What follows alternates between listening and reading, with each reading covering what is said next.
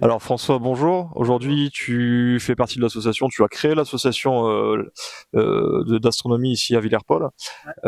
Tu peux nous expliquer un peu ta démarche, pourquoi tu as créé cette association et le devenir de l'association?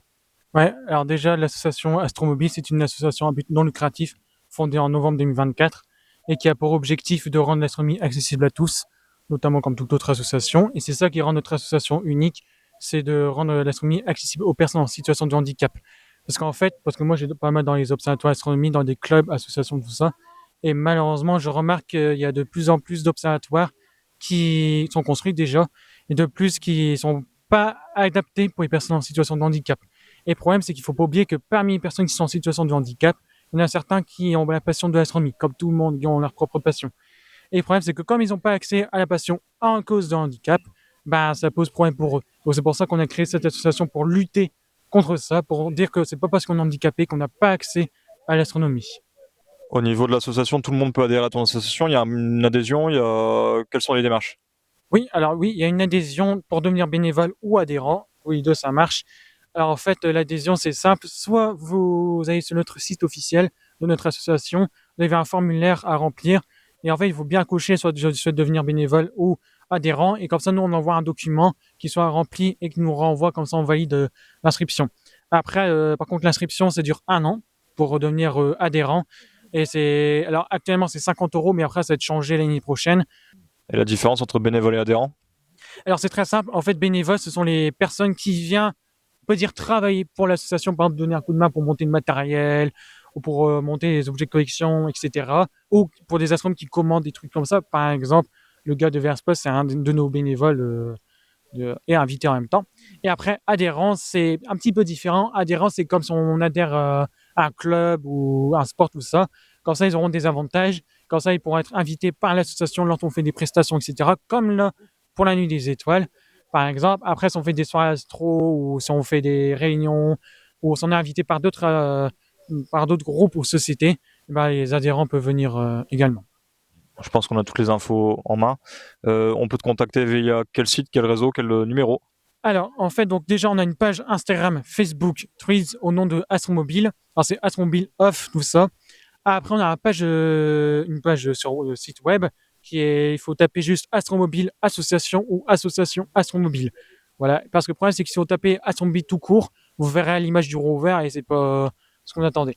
Après, on a aussi donc Messenger, pareil au même nom que les réseaux sociaux. Si jamais si vous n'arrivez pas à trouver, c'est ça, vous allez sur le site officiel ou en flashant QR code sur les cartes de visite.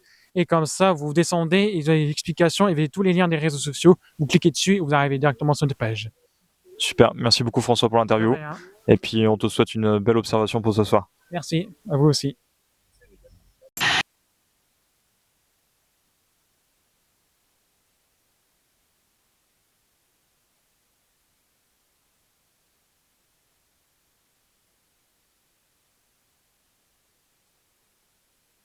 Alors monsieur, bonjour, je vais vous laisser vous présenter.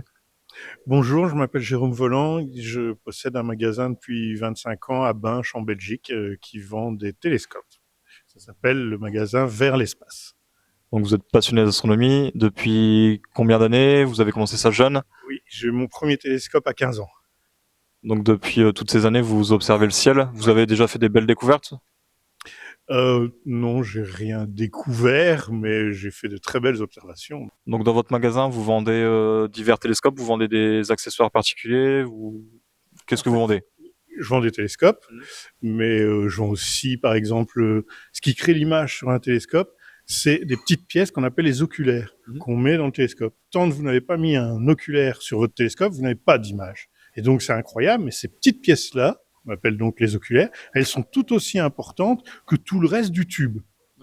Et donc, dans les packages, malheureusement, on met pas des très très bons oculaires. Et c'est un peu dommage, vous achetez une très bonne machine, avec des oculaires qui sont pas terribles et ça gâche un peu tout.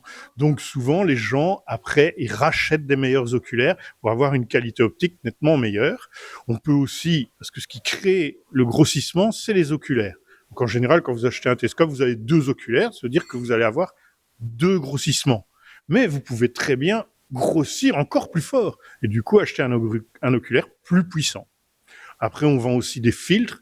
C'est des filtres solaires pour observer le soleil, parce que n'oubliez pas que si vous visez le soleil 1 seconde avec un instrument optique, vous êtes aveugle pour toujours, hein, aussi bien avec une paire de jumelles, donc faites très attention à ça.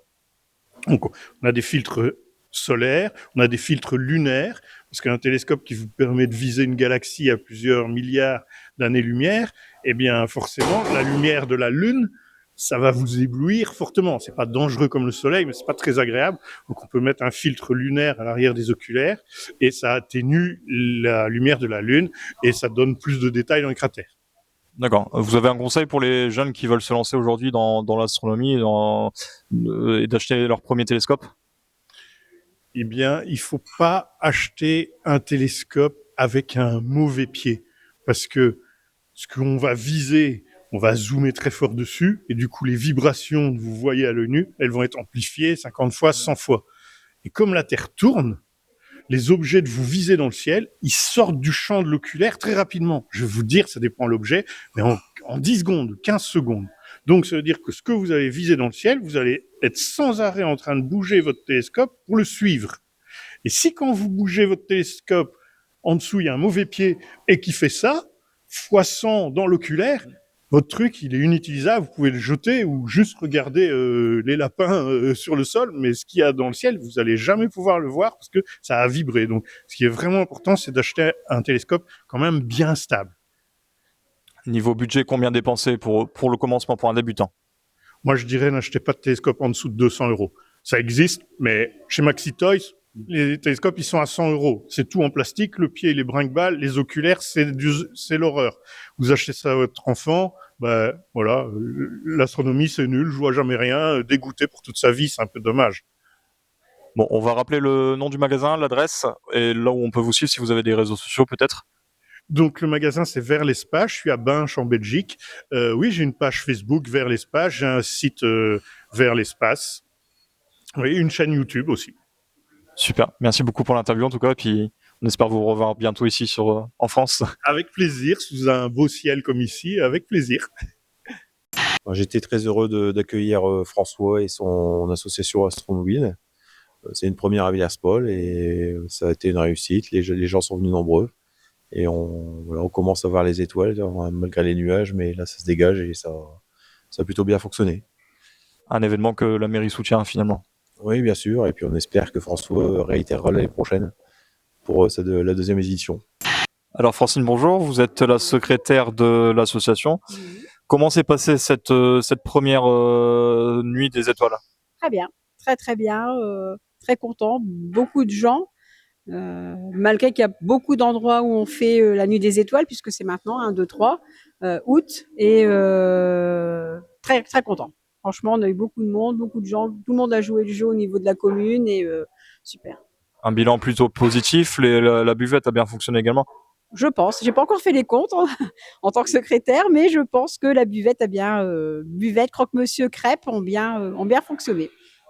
Donc l'année prochaine, on remet ça à l'agenda. Oui, on remet ça. Super. Premier week-end d'août, on recommence. Merci beaucoup. Merci à vous.